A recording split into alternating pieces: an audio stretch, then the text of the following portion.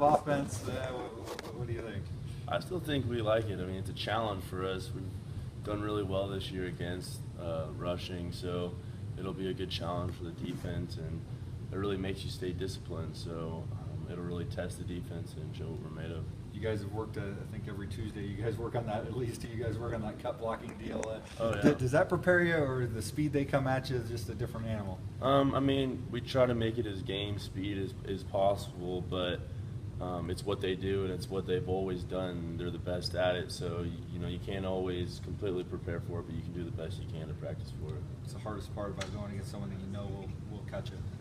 I mean, you tend to have to try and play slower, but that's why we work on it so much, is that we can play faster and still play with the tempo that we want to play with. You played that game last year, right? Mm-hmm. Would you learn from that experience? You always got to be disciplined. I mean, it could be 1st and 10 or 3rd and 1, and they'll run the same play, and it could bust for 50 yards, or it could go for 1 yard. And if you're not disciplined, then it'll end up 50 just without you even knowing it. What's impressed me most about your defensive crew this year, and as opposed to maybe even last year? And I know they changed some things up, of course, with the new staff in there. What have you enjoyed most about this? I think just the scheme of things and how everyone's kind of bought into just being disciplined and doing your own job. I think last year, we might have had just a few more individuals trying to make plays and whatnot, but I think this year collectively we're playing as a whole and as a group. And when we started doing that, in the early games, and we were able to see that, we played well whenever we were working together, I think we kind of just jumped on that and, said, let's keep doing that. And it's worked out better and better for us week in and week out. How's it kind of going with the rotation and stuff, and just everybody getting in there? It's great that we have that rotation. I mean, we're able to sub and, first string, second string, it doesn't matter who's out there.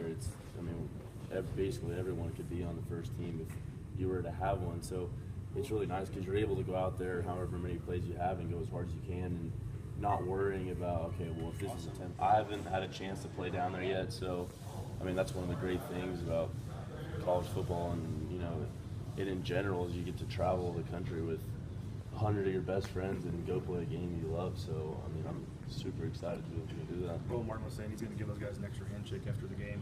Obviously it's a game, but just the respect you have for those guys. Oh, no doubt about it. Every year you see them and they do all their stuff after the game. And so, besides the fact of, just a football game, just giving them that extra honor, no doubt about it, is, they're the leaders of our country, really. So. Talked to Antoine today for the first time since he's been here.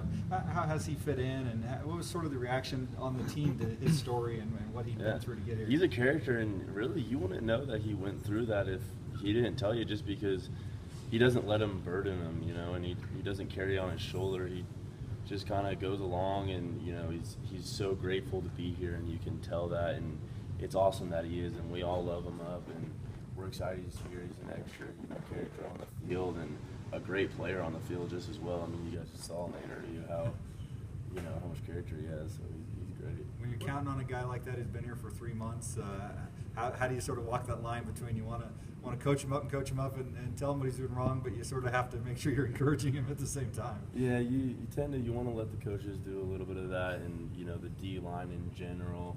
But when we're on the field, when you get out there and it's a game situation, you got to know what you're doing, and so we make sure that, and that all starts with communication, and we try to have great communication out there, and before going into the game, preparing the best before you get into the game.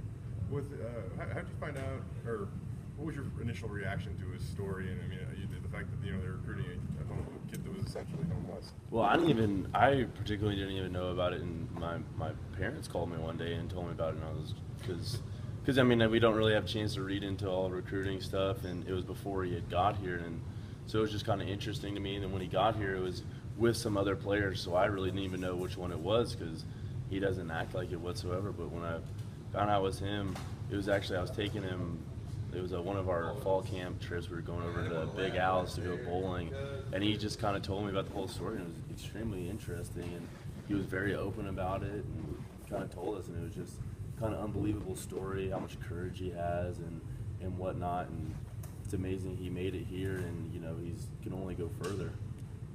Doing this for Jake Rowe on the other side of the ball. And as a linebacker, I don't know how much you have to cover that guy, but how difficult of a matchup is he? I mean, he's a receiver at tight end, and he could play both. I mean, it's fortunate that we're able to have him at tight end as well. But he's they call him Jake the Snake because he's just, you know, he's able to just get loose and get out there, and he has great hands, and it's awesome because we're able to work with the tight ends a little bit more now, and getting the tight ends the ball in the field is just an extra threat, obviously, for our offense, which is great. You know, some people recruit him as a linebacker. Would he fit in your room? I don't know. Being a linebacker, you got to be a little different. That's all I'll say. A little different. I know. Especially for the D-line, because they really just worry about, you know, run defense and, you know, penetrating for the quarterback. But that's a great stat to have as a defense in general. We obviously need to work on our pass defense as well as linebackers, helping out our DBs more because we put them on islands quite a bit with the defenses that we run nowadays. So if we're able to help them out more, we could all around have our defense a little bit better, and I think we could be, you know, one of the top actual defenses in the country, not alone just rush defenses.